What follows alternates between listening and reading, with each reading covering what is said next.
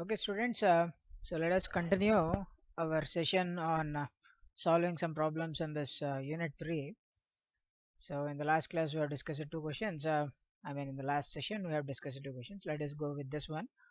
So you can see the question tells you that a plane wave is traveling in free space for z less than 0. Okay, and it is incident on a lossless medium with these parameters for region greater than 0. Okay, so the question asks for what is the reflected incident, reflected electric and magnetic fields, as well as the transmitted electric and magnetic fields. So what I can see is the interface is z equal to 0, region is z equal to 0 plane. So this plane is your interface, and for all points for z less than 0 there is region 1, and for all points z greater than 0 you basically have the second region. So this is your interface, and you can see that the mediums are lossless mediums. Okay, there is no sigma, or there is no conductivity, and the permittivity for free space is mu r, and epsilon r is 1, and here it is 8 mu naught and 2 epsilon naught, implying that epsilon r is 2 and mu r is 8. So the question, so the wave is actually incident normally. So the question, you need to observe the question carefully. The wave is actually not coming at an angle, but it is coming at coming normally. Okay, and the incident electric field is not given here. Interestingly, the incident magnetic field is given, which is 10 times of cos of 10 to the power of 8t minus beta z times ax cap milliampere per meter. So what we have to calculate is first, because in order to calculate the transmitted and the reflected fields, we know that first we need to calculate what is the reflection coefficient, at the medium, and what is a transmission coefficient. Because it is a normal incidence, it is simply eta 2 minus eta 1 divided by eta 1, eta 2 plus eta 1. Whereas the formula for the transmission coefficient is like this, 2 times of eta 2 divided by eta 2 plus eta 1. And you know what is the value of eta and all? Eta is nothing but the intrinsic impedance in two mediums, right? So in the first medium, what is the intrinsic impedance? The first medium intrinsic impedance is square root of mu divided by epsilon. So because it is free space, it is nothing but mu naught by epsilon naught, which is what we call as eta naught, right? Or that is equal to 120 pi.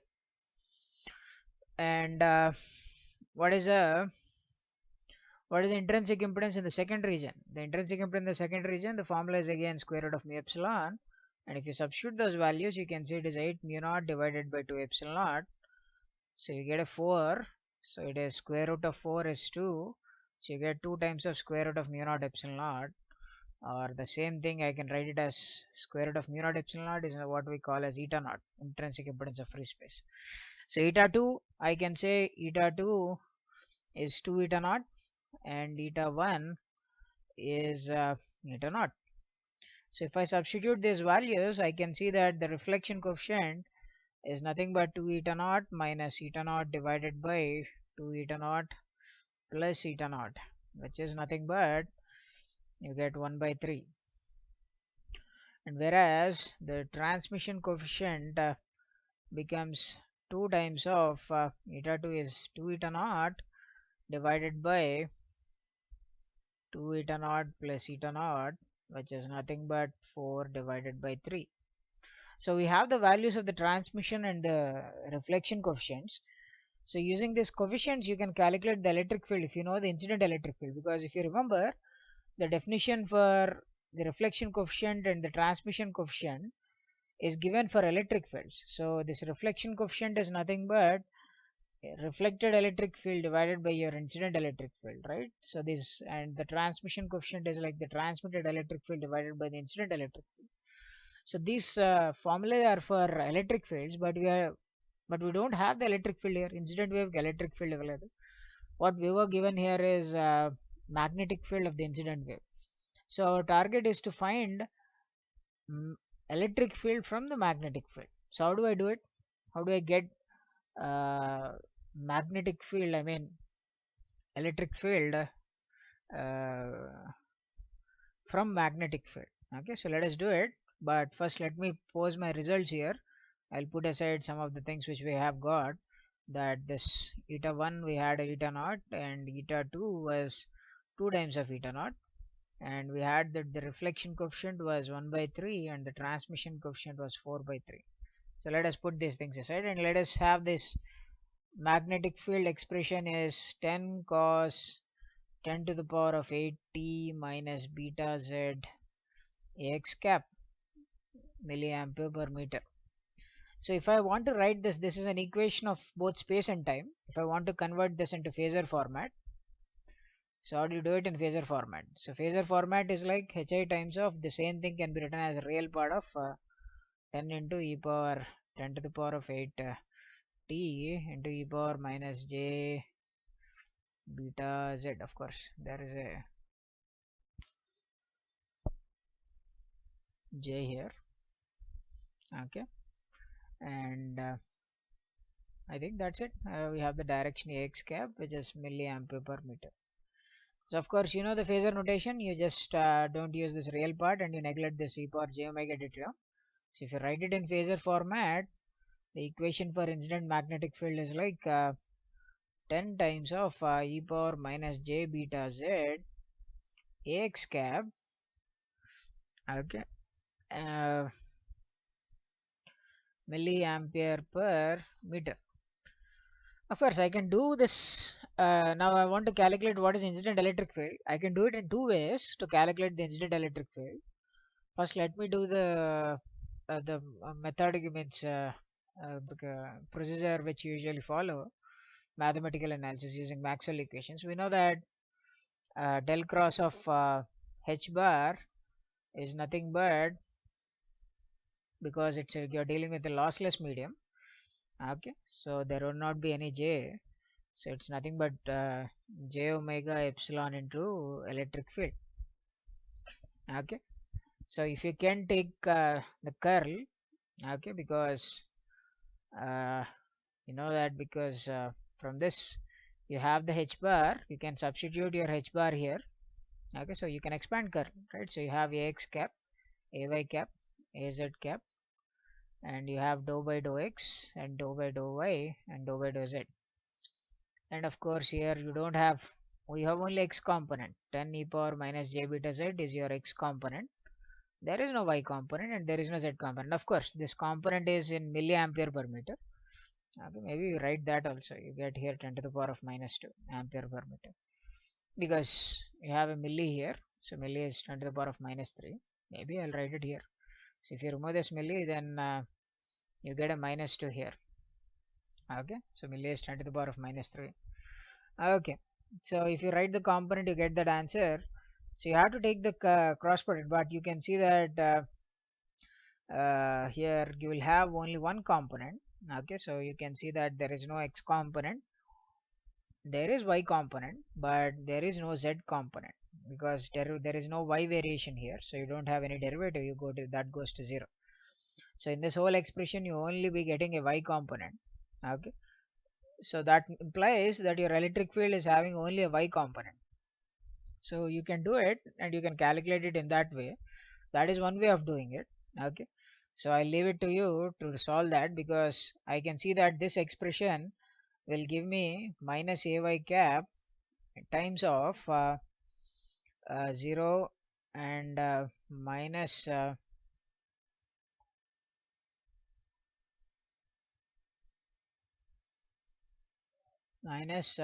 dou by dou z times of 10 to the power of minus 2 e power minus j beta z times of right, that is your thing, and that should be equal to j omega epsilon times of, because here you have only y component, your electric field should also have only y component. Okay, so you can, because you have only y component, you put the minus in, so you get minus of minus as plus, and if you take derivative with respect to z, you see that you get e power minus j beta z again with a minus j beta. Okay, so here if you cancel out j and j, and if you bring beta to the other side, so you get, or you put beta here and you bring this omega epsilon onto this side. Okay, so what is beta divided by omega epsilon? So beta is nothing but omega square root of mu epsilon divided by omega epsilon. You can see it is square root of mu by epsilon, which is nothing but eta. So I think I can replace this whole factor with simply eta, and because it's a free space, it becomes eta naught.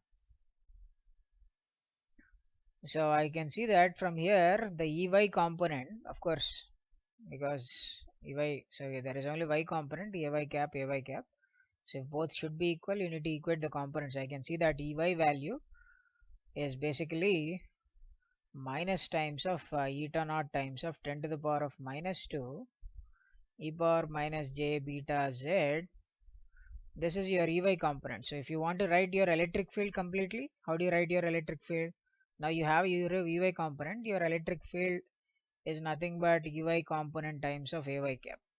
Okay, so you substitute your Ey component, so then you get your incident electric field like this: eta naught times of 10 to the power of minus 2 e power minus j beta z volt per meter. Okay, or you can simply put a 10 here, and you can write it as millivolt per meter. Okay, so you get minus eta naught times of this thing. Okay, so this is how you calculate your electric field if the magnetic field is given. The procedure is like that, but you can also turn it in a different way. You can get this answer directly also, like because you can see that E cross H always gives you the wave direction. Okay, so here E cross H always gives me the wave direction. So I can see that the wave direction here is basically the positive z direction, and the magnetic field is actually in x direction. Then your electric field should be like minus y cap. Okay, then only you can have minus y cap cross x cap gives you z cap. So if that is a scenario, I can start writing with this condition. I can start writing that my electric field should look something like this. So my incident electric field should look like something into the direction should be minus ay cap. Okay, but I know that what this something should be. Okay, because that is nothing but, because this is a wave that is traveling in forward direction, there should be some magnitude and there should be some phase change, which is nothing but again e power minus j beta z. Because if your magnetic field, whatever phase shift it is going through, because it's a what I say, it's a lossless medium. Okay, whatever phase term you have here, you get the same phase term here also, e power minus j beta z, right? Of course, even it is not lossy also, even it is lossy also, then you get the same phase term. Whatever additional phase you get gets it from eta naught. Okay, if it is a complex number, but put that aside, that is not part of our question now. So here, what is this magnitude? I know that the magnitude of electric field divided by the magnitude of magnetic field is nothing but intrinsic impedance of this media, which is nothing but eta naught. So I can say this is nothing but the magnitude of incident electric field is eta naught times of magnitude of this one. So if you write it, what is the magnitude of the magnetic field? Which is nothing but 10 to the power of minus 2. So in this box, what you have to substitute here is eta naught times of 10 to the power of minus 2. You can see this is what we have here. Okay, so both are same thing. Of course, here there is an ay cap. Okay, both are same. So you can solve it in any way. Okay, so this is what we have. So you have your electric field, that is your incident electric field. So now the task is to find the reflected electric field. Okay, so let us try to do that. We'll calculate the reflected electric field. So let me write the incident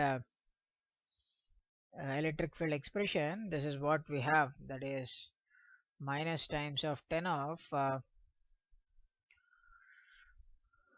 eta naught e power minus j beta z times AY cap millivolt per meter. So this is your incident electric field.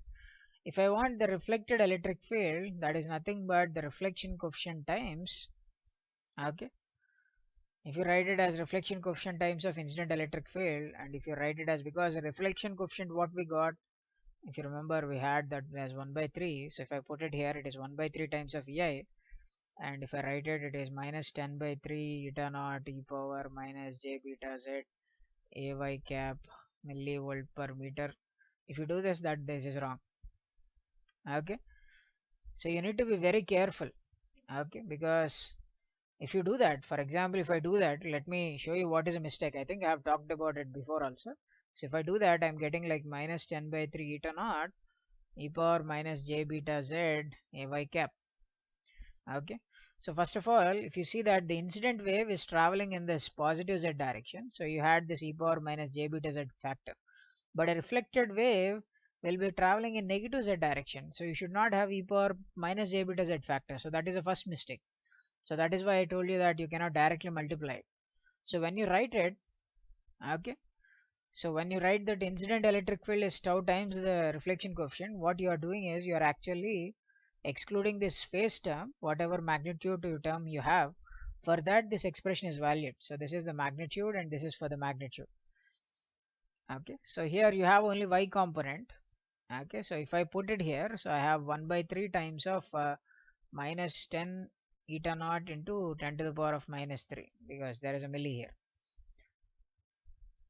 So this is the magnitude term. So if you want to write the total electric field vector, now the vector is like 1 by 3 times of minus 10 eta naught into 10 to the power of minus 3 e power plus j beta z, because it's a wave traveling in positive z direction, and of course it's AY cap, right? So from here you can see that I can put this 10 to the power of volt per meter. I can remove this 10 to the power of minus 3 and I can write it as millivolt per meter. So I guess you get a nice answer here. So you get minus 10 by 3 times of eta naught e power plus j beta z AY cap. So this is your electric field. If you want the magnetic field, what is a reflected magnetic field? So the question also asks for what is a reflected magnetic field. So how do you calculate the reflected magnetic field? Once you have the electric field, you can easily calculate the magnetic field like this, 1 by omega mu times of k bar cross E bar. But of course you don't have to use such a big question here. Of course here, what is k bar? In this scenario, for the reflected wave, the k bar vector is minus beta times of az cap. So try to check it up, because we have done this kind of problem in the previous problem also, with this kind of step we have taken in the previous problem also. So I hope you get it how we have done this. But anyways, there is no need of doing this much curling and all. You can simply get it if you try it easily, of course. But anyways, here also it is not a big problem. You can simply k bar location low, you can put 1 by omega mu minus beta. If I put minus beta here, I am having a cross protected with this reflected field, if you want the magnetic field. So what is beta by omega mu ante? That is nothing but beta by omega mu turns out to be 1 by times of eta naught. You can check. Beta by omega mu will be equal to 1 by eta naught, because it's free space, 1 by eta basically. Because you're dealing with free space, I'm taking it as eta naught. Okay. Minus 1 by eta naught az cross Ey. So I can see that what is Ey. For the Ey term, I have so in place of ER, I can put this expression minus 10 by 3 eta naught. Of course, if you convert it into milli, you get 10 to the power of minus 2. Okay, and into e power plus j beta z times AY cap. So AZ cross AY, okay, AZ cross AY gives you a minus of AX. So you get an AX here. Okay, so you get eta naught gets cancels out. So you get so here there is a minus sign and here there is a minus sign. So basically those cancels out and you have az cross ay, so you get a minus ax. So you get minus total 10 by 3, okay, into e power plus j beta z ax cap. So this is your expression for reflected magnetic field. So you have the reflected magnetic field and the transmitted, I mean you have only the reflected and the magnetic and electric fields. So let us go to the what is the transmitted fields. So the transmitted field analysis also go in the same way, because I can simply have the expression for the incident electric field as like this, 10 times of eta naught e power minus j beta z a y cap millivolt per meter. So what is the transmitted field? So the transmitted field is nothing but transmission coefficient into electric field, incident electric field. If you think because your transmission coefficient was like 4 by 3, okay, if you simply directly multiply it, is it okay? And yeah, it is okay, because means now you don't have a problem, but if you don't have a problem, this is not the right procedure to do, okay.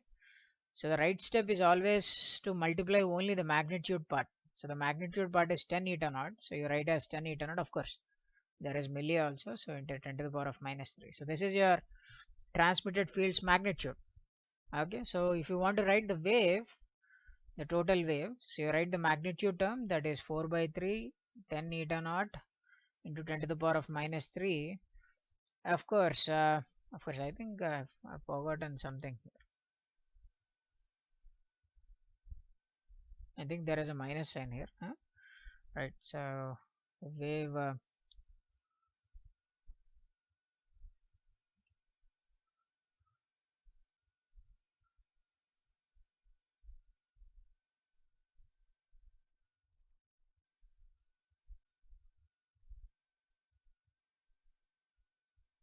yeah, I think you have minus sign, right? Okay.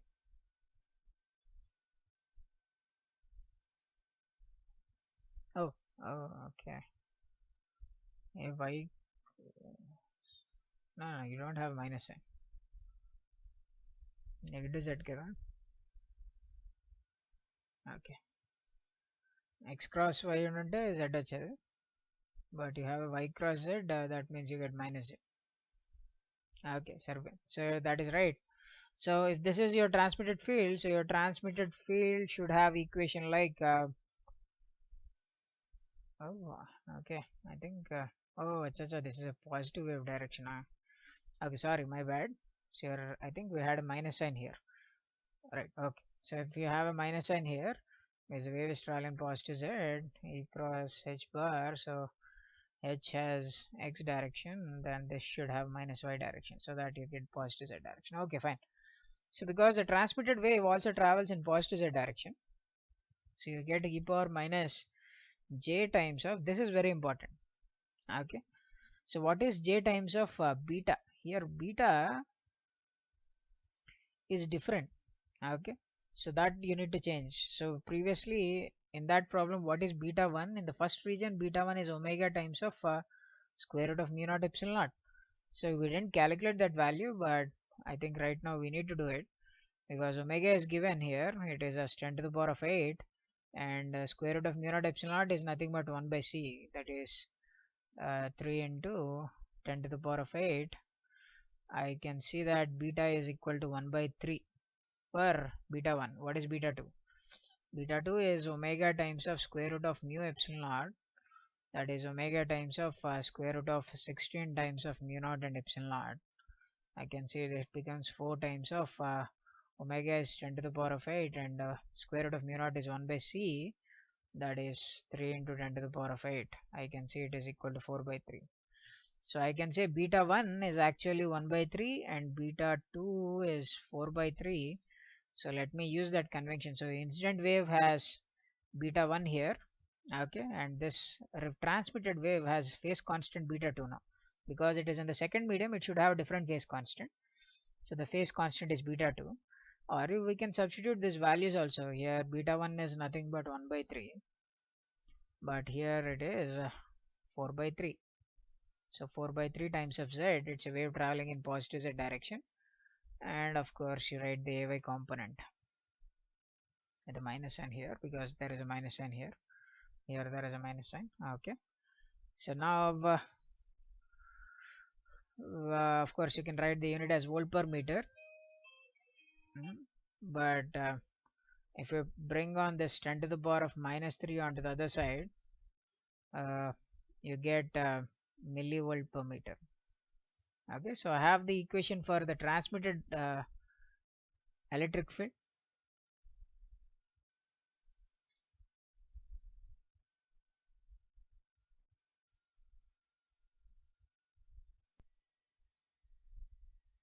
So how do you calculate the transmitted magnetic field?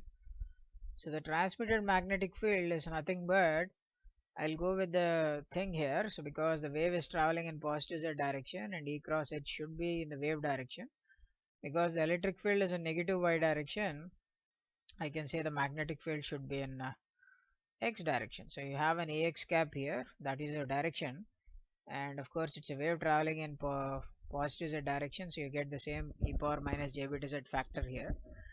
So once you have the electric field, to get the magnetic field you have to divide the magnitude of this one.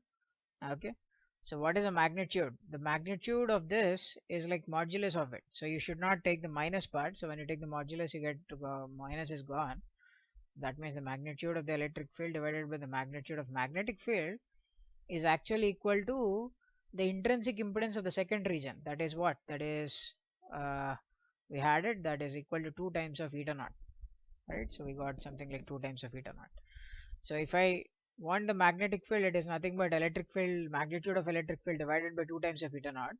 I can see the magnitude is like this, 4 by 3 times of 10 into eta naught. Of course there is a milli here, so you get also 10 to the power of minus 3 divided by 2 times of eta naught. So eta naught get cancels out. I can see that there is, if you bring this 10 to the power of minus 3, you get here milliampere per meter, and you have 40 by, so you get 2 so here 2 get cancels out, so you basically get 20 by 3 times of e power minus j 4 by 3 z ax cap milliampere per meter. So this is your transmitted electric magnetic field. So we have all the expressions for incident, reflected, transmitted, and magnetic fields. This is a simple case for oblique incidence, right? But you understood the procedure, how you have to follow in order to get these fields, right? Okay, so let us solve another question here. So let us solve this problem now. So as you can see that a uniform plane wave is given and it is traveling in air, and the incident electric field vector is given, and I can see that it is incident on a boundary z equal to 0, because for z greater than 0 you basically have a dielectric slab. So I can say that if the z equal to 0 is this is my plane, then for z is equal to 0 plane, if I assume the normal is z direction, so I can say that for z greater than 0 there is a dielectric slab. Okay, I mean this region is having epsilon r as 2.5 and mu r as 1, and of course sigma is given as 0, so it is lossless, and this is air. So for z less than 0 it is air, and in the air we have epsilon r is equal to 1 and mu r also equal to 1. So let us give some things here. So let us call this as first medium and this as second medium.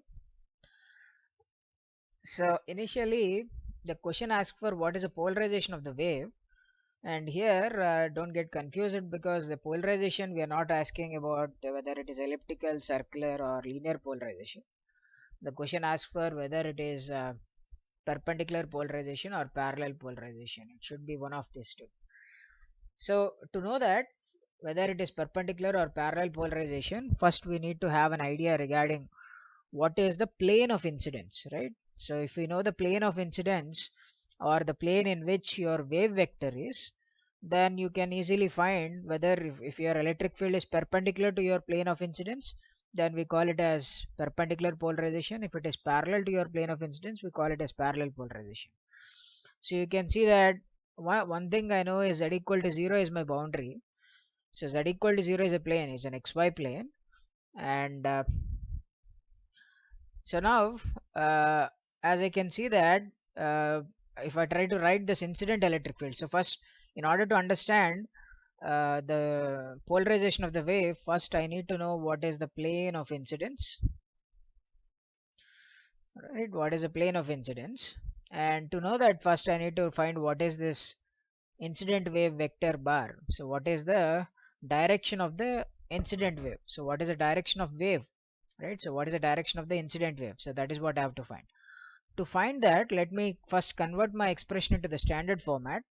So because for a uniform plane wave traveling in arbitrary direction, if you remember, the electric field was written like this: E naught bar into e power minus j k bar dot r bar.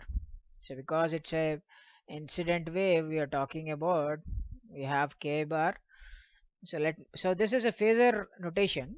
So let me convert the electric field that is given to me into phasor format. So here the field is given, I can write it as a real part of 8 times of e power j omega t into e power j times minus j times of 4x plus 3z times ay cap, right? So this is what I can write. So the phasor format, you remove a real and e power j omega t, I mean you neglect them. So in the phasor format, if I write the electric field vector, I got the incident electric field vector as 8 times of ay cap into e power minus j 4x plus 3z. Okay, so you can see this is your e naught I bar, and from this notation I can say that k bar dot r bar is nothing but 4x plus 3z. So what is k bar dot r bar? So the general thing is kxx kyy plus kzz should be equal to 4x plus 3z.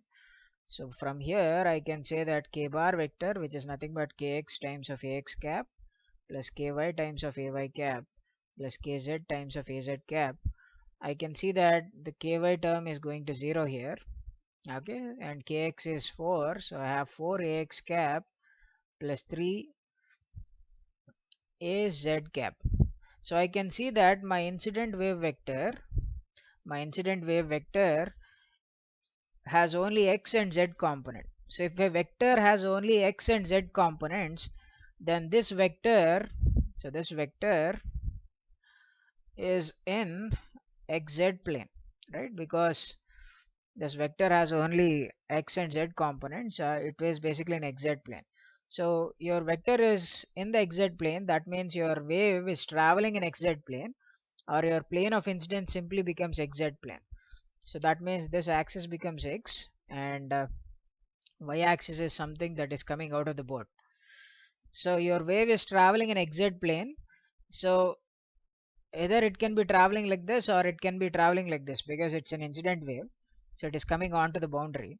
So I can see that because there is, for the incident wave vector, there is a positive and positive x component and positive z component, and whereas if I take the vector like this, then you can see that this kind of vector will have positive z component, but whereas a negative x component, which we don't have. So the vector is not coming from the top, it's coming from the bottom like this.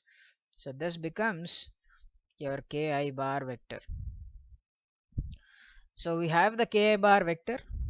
So if you have the ki bar vector, so because the plane of incidence is now xz plane, so the question is whether my electric field direction is perpendicular to plane of incidence or is it parallel to the plane of incidence. So I can see that electric field is in y direction. Okay, so because it's in y direction, it is perpendicular to xz plane. So because it is perpendicular to xz plane, so the polarization is perpendicular polarization. So your first question answer is So it is perpendicularly polarized, right? So after that, let us try to find the angle of incidence now. Okay, so to get the angle of incidence, let me erase these things and let me redraw my vector here. So this is my ki bar vector, and let me write what that vector is also. So I have ki bar vector as 4 times of ax cap plus 3 times of az cap, and this was z axis and this is x axis, and y axis is coming out of the board. So now the incident angle is something like this. This is your theta I. So if you want the incident angle, I can see that this theta I is nothing but the angle you make with the z axis, right? So I can say if you want angle with of a vector ki bar with z axis, I can do something like this. I can take dot product with az cap, and then I can divide it by its magnitude, which is nothing but the cos of theta I get. So that gives me, the dot product gives me, if you dot product with az cap, you get a 3, and you get square root of the magnitude of ki bar is 4 square plus 3 square, and magnitude of az is 1, right? So if you see this magnitude is simply 5, so cos theta I is equal to 3 by 5. So now I have the incident angle, which is 3 divided by 5. So once I have the incident angle, all I have to do is to calculate uh, so theta I, what you have to calculate the theta I. Theta I is nothing but cos inverse of 3 by 5. So let me put that in my calculator and give you an answer.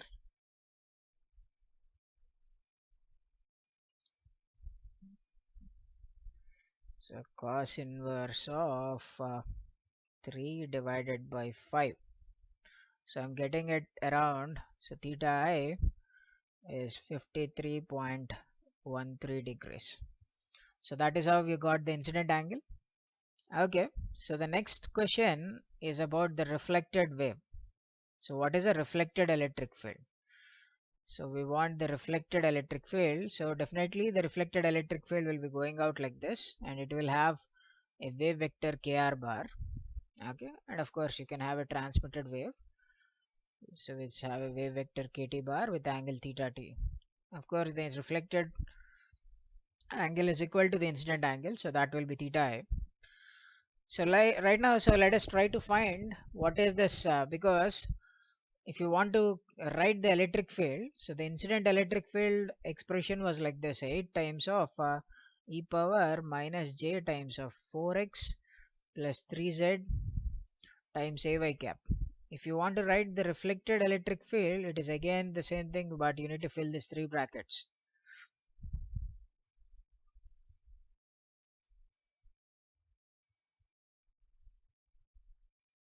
Right, so of course we go with the same direction because it is perpendicularly polarized, and what we want is, what is the direction of the this one here you have, because it's a reflected wave, so you have kr bar dot r bar is what you have here.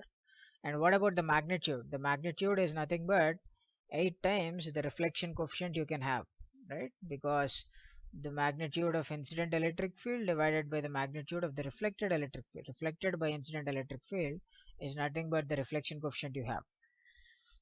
So if you know the reflection coefficient, you can calculate it. So we'll calculate the reflection coefficient, but right now we have other thing also to calculate, that is kr bar. So here they have two unknowns: kr bar is not known and the reflection coefficient is not known. So let us try to find what is kr bar vector. So kr bar vector is nothing but, because this is my first region and this is my second region, so kr bar is in the first region, so I will have beta times of beta 1 times of cos phi x into ax cap plus beta 2 times of cos phi y into ay cap plus beta 2, sorry, beta 1, my mistake, beta 1 times of cos phi z into az cap. So I can see that what is the angle this k r bar vector is making with x-axis. So with x, so this is z-axis, my bad. So this is x-axis. So with x-axis, it is making an angle of I can see that it is making an angle of 90 minus theta I, and with the y-axis, of course, it makes an angle of 90 degrees, and with z-axis, I can see it is making an angle of 180 minus theta I. Okay, so keeping this in mind, if I substitute what is the value of beta 1 in this scenario, so what is beta 1?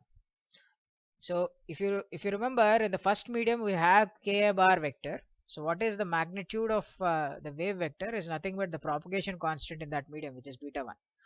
So I can see if I take the magnitude, I get square root of 4 square plus 3 square, which is nothing but 5. So beta 1 is nothing but equal to 5. So if I substitute it here, so I get 5 times of cos of 90 minus theta I is basically sine theta I. Okay, and into ax cap, and when I put cos 5i as 90, this goes to 0. Okay, plus 5 times of cos of 180 minus theta gives me minus, so I get minus 5 times of cos of theta I az cap. If you remember, for 53 degrees we had cos of theta I as I think 3 divided by 5. Okay, so from here I can say that sine theta I will be 4 divided by 5. If I put these values here, okay, I get an answer of uh, you can see 4 times of ax cap minus 3 times of az cap. So this is my kr bar vector. So now I have my kr bar vector. So kr bar vector is 4ax cap minus 3az cap. In fact, you can check whether I'm doing it right or not, because here is my kr bar vector. If you want to divide it into two components, you can see that I have a positive x component and a negative z component. So I am on the right track, in fact. Okay, so this is theta I. Oh, my bad. Okay, so if I have kr bar vector, so I just have to take the dot product with kr bar and the position vector r bar, then I'll get the expression here as 4 times of x minus 3 times of z. So we have filled the other bracket now, so we are left with finding the reflection coefficient for the perpendicular polarization. So for the perpendicular polarization, so the reflection coefficient is nothing but intrinsic impedance eta 2 cos theta I minus eta 1 cos theta t divided by eta 2 cos theta I plus eta 1 cos theta t. So in order to do that, first of all I need to calculate what is my theta t. Okay, so let us try to find what is theta t. So to get theta t, what I have to do is I have to use Snell's law. So the Snell's law is like beta 1 times of so it is beta 1 times of sine theta I is equal to beta 2 times of sine theta t. So because the first medium is air and the second medium has a permittivity of epsilon r2 of 2.5, I can say beta 1 can be expanded of square root of mu naught epsilon naught into square root of mu r1 and epsilon r1. Sine theta I is equal to beta 2 is omega square root of mu naught epsilon naught times of square root of mu r2 epsilon r2 times of sine theta t. So here this factors get cancels out. Mu r1 and epsilon r1 is 1. You are left with square root of 2.5, right? So we have sine theta I, so that is 4 by 5. So 4 by 5 is nothing but equal to square root of 2 by 5 can be written as 5 by 2, right, times sine theta t.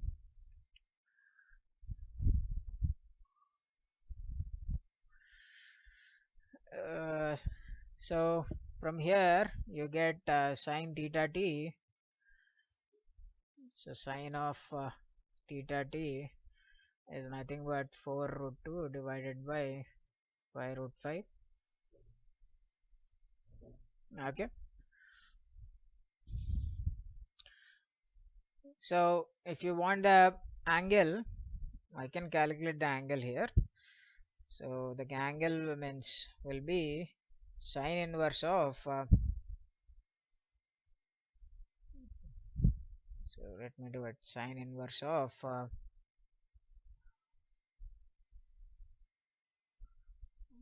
4 into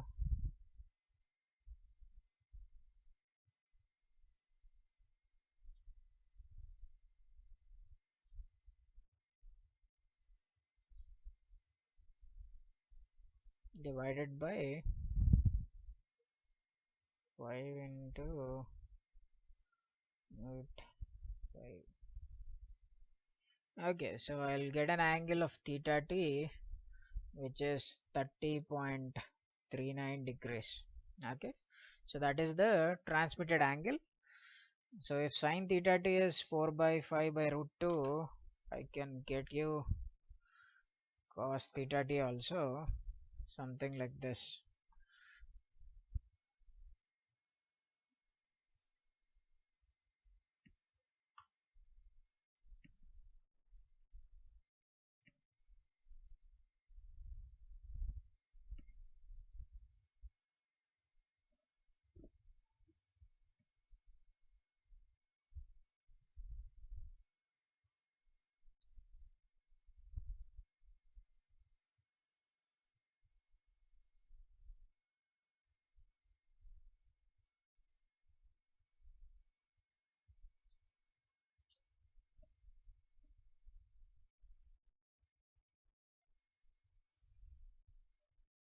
So 125 minus 32.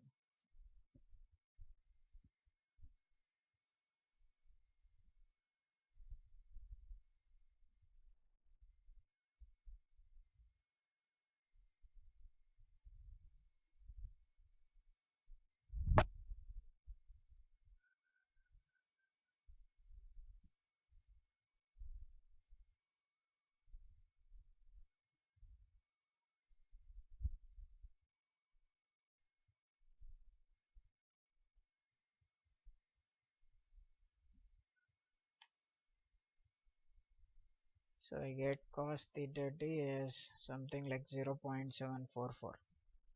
Okay, so I have cos theta t value. Now what we want is, in order to continue this problem, we need to find in order to find the reflection coefficients, I need the value of eta 1 and eta 2. Okay, so let me calculate the intrinsic impedance in the first and the second region. So that is eta 1 is nothing but square root of mu divided by mu naught by epsilon naught into square root of mu r1 divided by epsilon r1, which is 1, which is nothing but eta naught, whereas eta 2 is square root of mu naught epsilon naught divided by square root of mu r2 divided by epsilon r2, which is nothing but eta naught divided by square root of 2.5. Okay, so if I put these values here, I get in the numerator eta naught by square root of 2.5 times cos theta is 3 by 5 minus eta naught times 0.744 divided by eta naught by square root of 2.5 into 3 by 5 minus plus eta naught times of 0.744. So eta naught gets cancels out.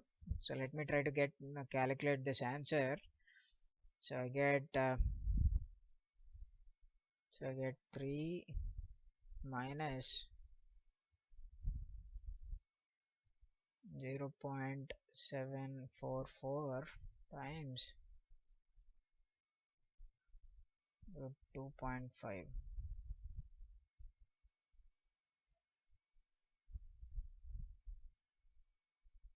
Yeah, I think there is into 5 also, into 5 into, okay.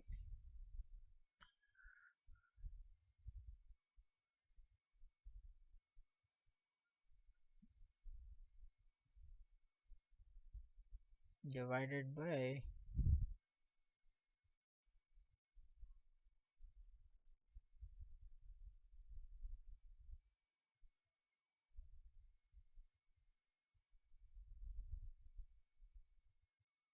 3 plus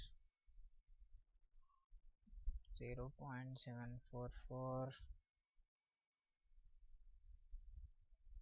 into 5 into root 5.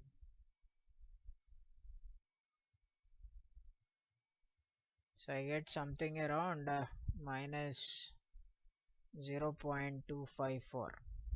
Okay, so that is my reflection coefficient. So if I multiply this into 8, I get minus 0.23. So here the answer is simply minus 2.03. So that is what your answer is for the reflected field. Okay, so now the question asks for what is the transmitted magnetic field, not electric field. So first of all, what we'll do is we'll try to find what is the transmitted electric field, and with the electric field we'll try to calculate what is a magnetic field. Okay, so to calculate the magnetic field there are two ways in which you can do it, but let me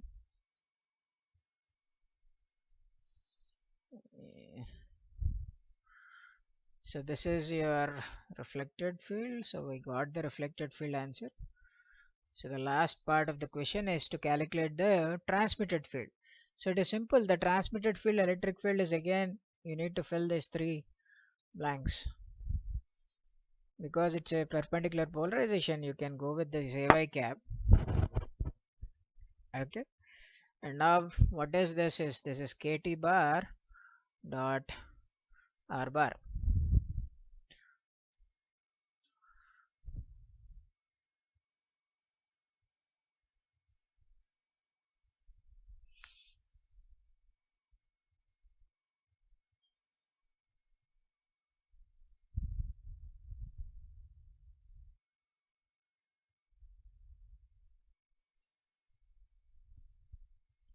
So to get this, so what is the magnitude? The magnitude will be the transmission coefficient of the perpendicular polarization into the incident electric field.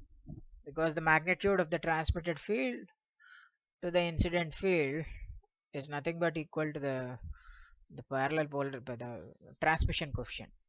So we have the expression for transmission coefficient, but before going into that expression, let us calculate what is this KT bar. Okay, so KT bar is your transmitted wave vector. So to get KT bar, because it's in the second region, it becomes beta 2 times of cos phi x into ax cap plus beta 2 times of cos phi y into ay cap plus beta 2 times of cos phi z into az cap, right? So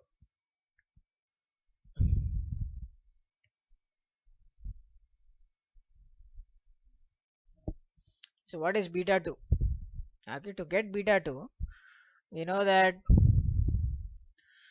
in the second region beta 2 is nothing but omega into square root of mu naught epsilon naught into square root of mu r2 and epsilon r2. Okay, so from here this mu r2 and epsilon r2 is nothing but square root of 2.5. And what is omega square root of mu epsilon? Beta 1 ante because it's in free space or in air, it is nothing but omega square root of mu epsilon naught. So this value is actually is equal to 5. So I can say that beta 2 is nothing but 5 times of root 5 divided by root 2. Okay, so that is beta 2. Okay.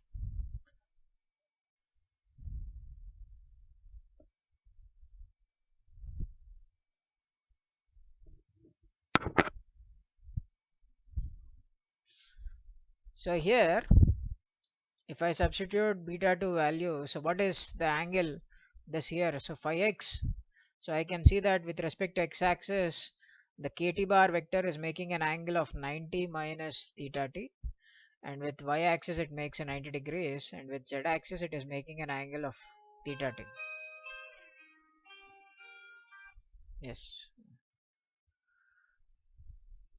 So this value is beta 2 is 5 divided by 5 root 5 by root 2, and if I cos phi x, that becomes sine theta t. So this becomes sine theta t times of x cap, and this becomes 0 plus, because phi y is 90 degrees, so this term goes to 0, and we have 5 root 5 by 2 cos of theta t divided by az cap.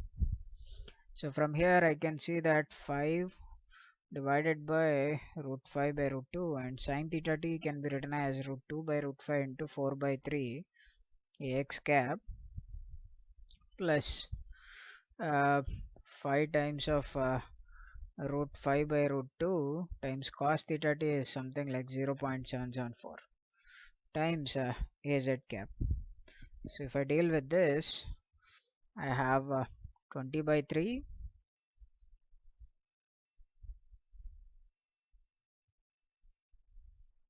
right, so I can write this as 6.66 x cap plus, so 5 into square root of 2.5 into 0.744, so something like 5.88 az cap. So now you can see that I have this kt bar vector, so all I have to substitute is kt bar dot r bar, which is nothing but 6.6 times of x plus 5.88 times of z. So now we have everything. Once we have the k bar vector, the only thing that remaining is you need to calculate the transmission coefficient. So let us try to calculate the transmission coefficient so that we get the electric field vector. So once we have the electric field vector, from there we can calculate the magnetic field vector, right?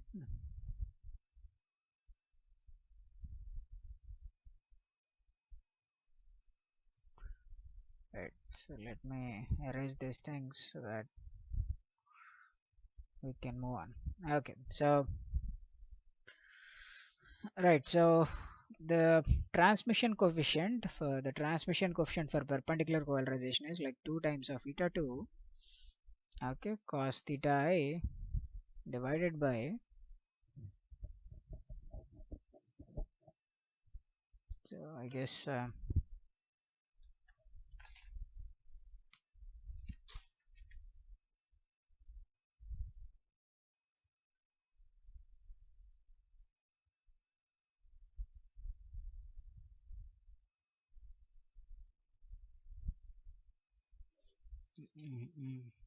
okay, so we have 2 times of eta cos theta I divided by eta 2 cos theta I plus eta 1 cos theta t. So if I substitute eta 2 as eta naught by square root of 2.5, I get this value as 2 divided by square root of 2.5, and what is cos theta? It is 3 by 5 divided by eta 2 is 2, it is 1 divided by 2.5, and cos theta is 3 by 5 plus eta 1 is eta naught. So in all cases eta naught in the numerator and denominator cancels out, so in cos theta t is simply 0.744. So if I calculate this, I basically get the value of the transmission coefficient. So let us try to do it. So I can see it is 6 divided by 3 plus 0.744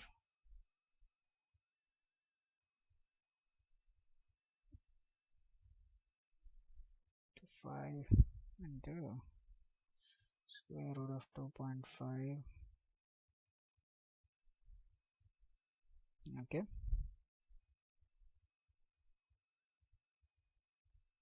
right, so you get something around 0.675. Okay, so if you multiply it with 8, you get the value of here 5.4. Okay, approximately. So this is your transmitted electric field. Okay, so I have my transmitted electric field vector now. So from this vector I just have to calculate what is the magnetic field. So how do I get the magnetic field? So there is one way to get the magnetic field, that is the magnetic field is 1 by omega mu, that is k t bar cross E t bar. So that is what we have, the expression.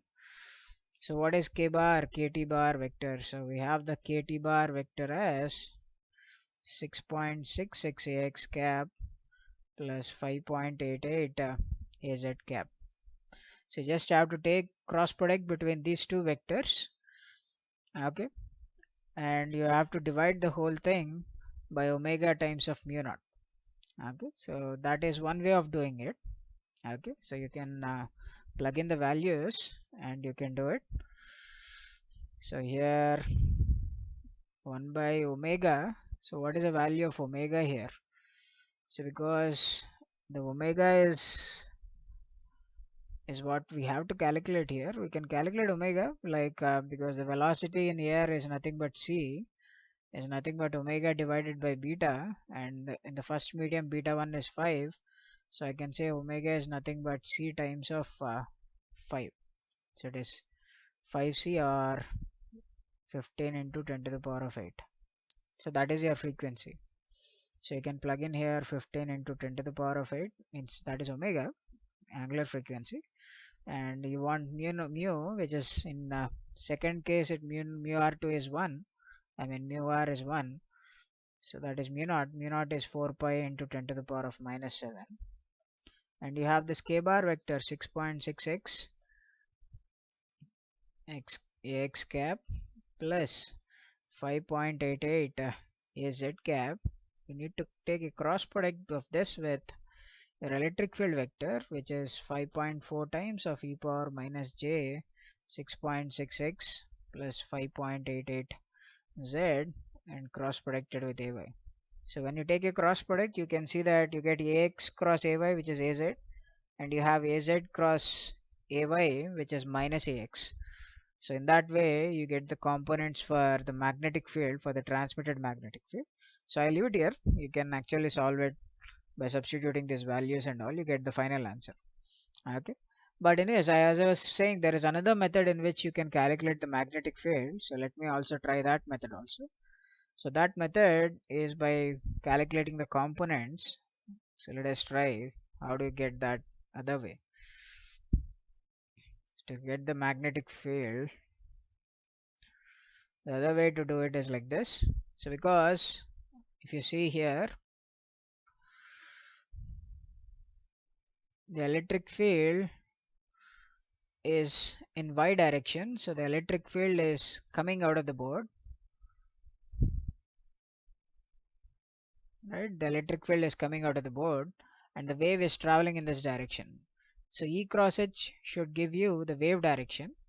So that tells me that the magnetic field should be perpendicular to it, so that E is coming out of the board. If I do E cross H, that should give me the magnetic field. So that means the magnetic field should be in this direction, so the transmitted magnetic field.